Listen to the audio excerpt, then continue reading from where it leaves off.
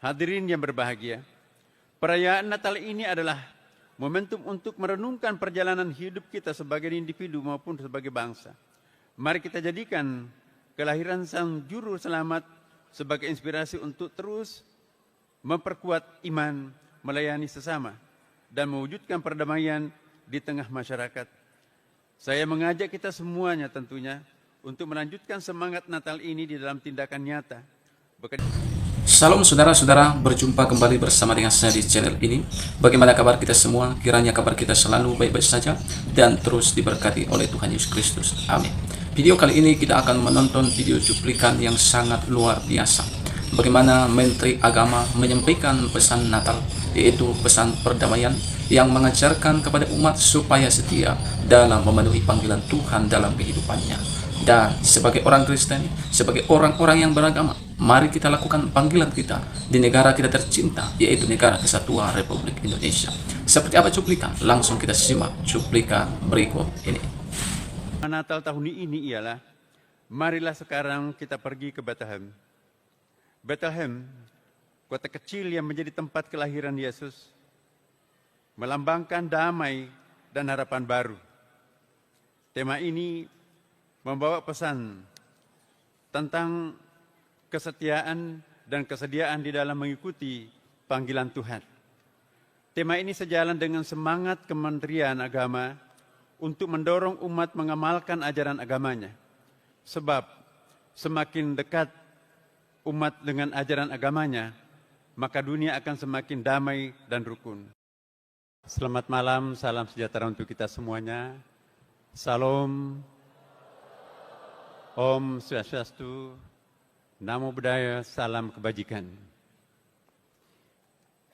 Yang sama-sama kita hormati, kita muliakan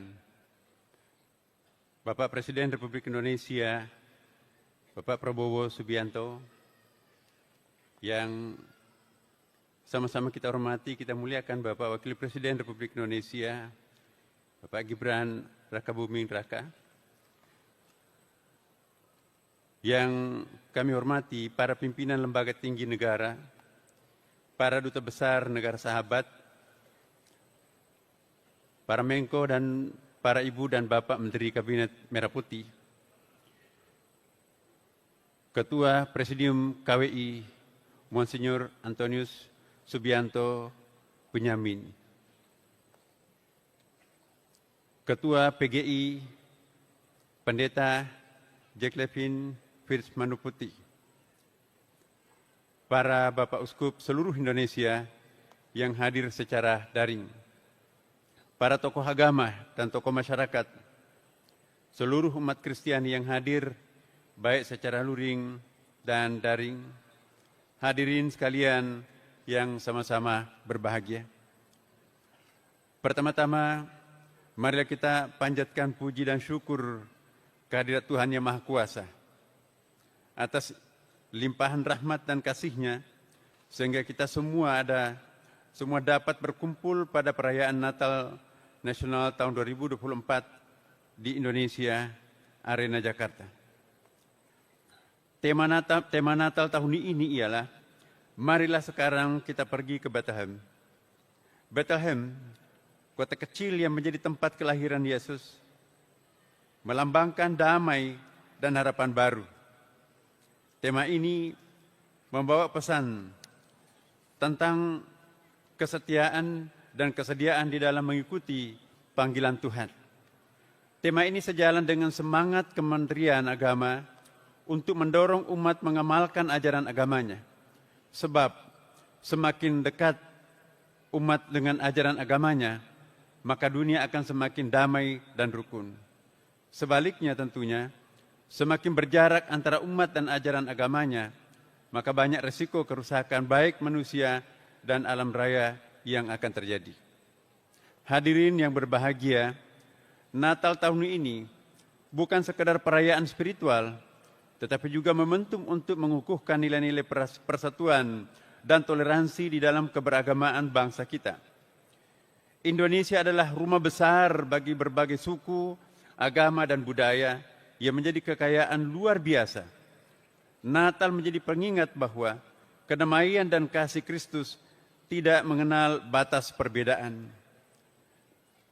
Dalam konteks ini, kita juga mengapresiasi inisiatif yang dilakukan di dalam rangkaian acara Road to Natal Nasional 2024 seperti bakti sosial di Nusa Tenggara Timur, Manado, dan Agats, serta aksi ekologi di Muara Gembong, Bekasi. Kegiatan ini merupakan wujud nyata kasih dan kepedulian terhadap sesama, sebagaimana diajarkan di dalam kitab suci dan nilai-nilai Pancasila. Kita berharap sukacita Natal dapat mengukuhkan persahabatan sejati di antara kita semua, sesama anak bangsa yang telah bertekad hidup di dalam kesatuan di tengah kemajmukan. Tekad itu telah dibangun sejak berabad-abad silam, kemudian dikukuhkan melalui berbagai gerakan kebangsaan. Persatuan di dalam keberagamaan tersebut menjadi fondasi hidup kita hingga sekarang, dan berbagai momentum sukacita seperti Natal niscaya dapat menghantarkan kita semua pada ikatan persaudaraan sejati antar manusia, antar sesama warga, dan berbagai bentuk relasi sosial dalam kehidupan berbangsa dan bernegara. Sebagai warga bangsa yang baik, tentu kita bisa melihat dan merasakan bahwa setiap agama di negeri ini sungguh-sungguh telah sanggup membangun kehidupan bersama yang rukun dan damai. Kita juga meyakini setiap umat beragama, apapun agamanya, telah pernah dan hingga kini telah sanggup menjaga sikap-sikap yang tepat seliro dan di berbagai daerah di negeri ini. Telah pula memperlihatkan kehidupan yang rukun damai. Kunci kehidupan rukun damai dan tenggang rasa di negeri ini ialah moderasi beragama, suatu sikap kedewasaan cara beragama. Hadirin yang berbahagia, pemerintah melalui visi Asta Cita Presiden terus berkomitmen untuk memperkuat harmoni sosial dan keadilan melalui pembangunan yang inklusif dan berkelanjutan.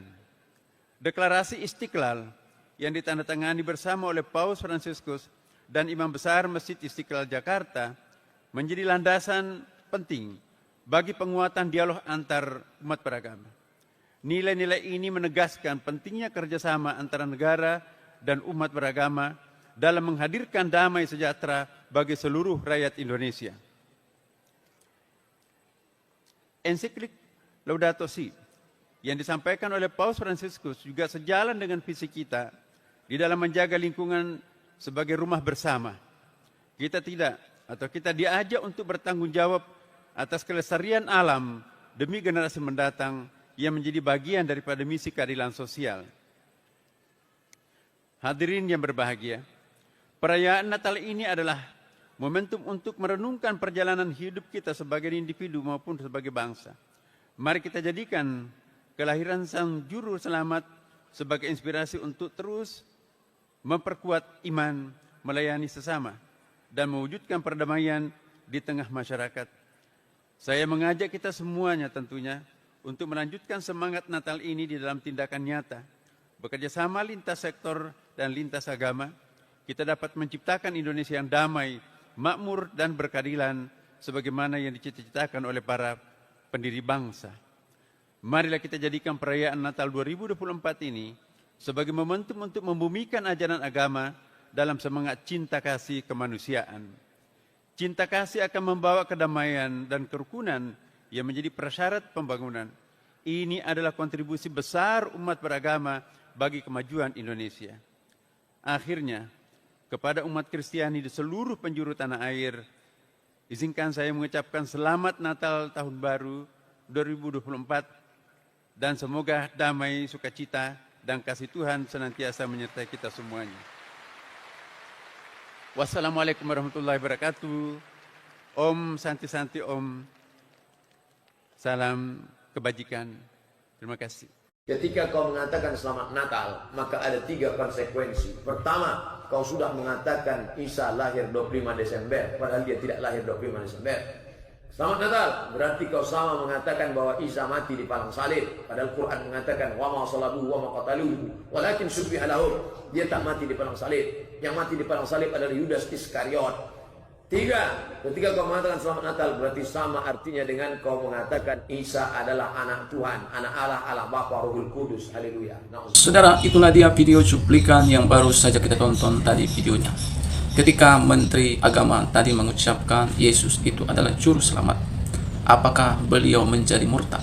Ya, tentunya tidak, saudara. Karena bagaimanapun, Menteri Agama ini bukan hanya menteri bagi satu agama, tetapi bagi seluruh agama yang ada di negara kesatuan Republik Indonesia. Nah, itu yang perlu kita pahami. Jangan nanti ada perkataan kita di luar, Menteri Agama telah murtad. Jangan, saudara, ya. Nah, saudara-saudara, bagaimana pesan Natal disampaikan tadi? Marilah kita pergi ke Bethlehem. Untuk apa kita ke sana? Ya, tentunya untuk menunaikan tugas kita ataupun menunaikan panggilan kita.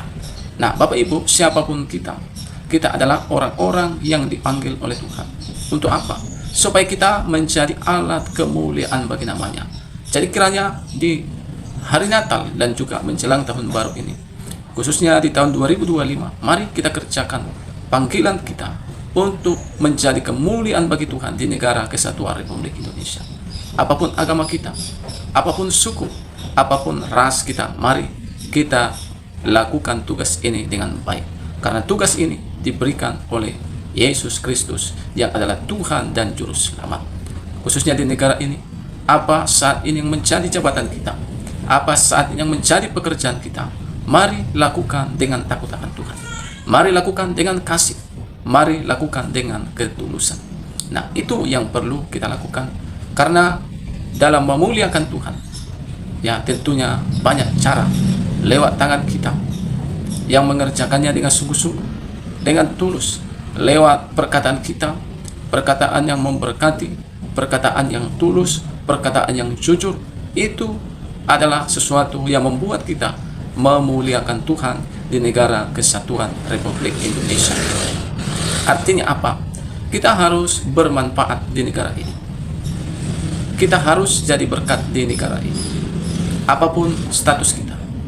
Karena ketika kita bermanfaat, ketika kita menjadi berkat bagi orang lain, itulah hal yang luar biasa yang akan berdampak bagi orang lain, sehingga orang lain bisa menikmati kasih Tuhan, kebaikan Tuhan lewat kehidupan kita.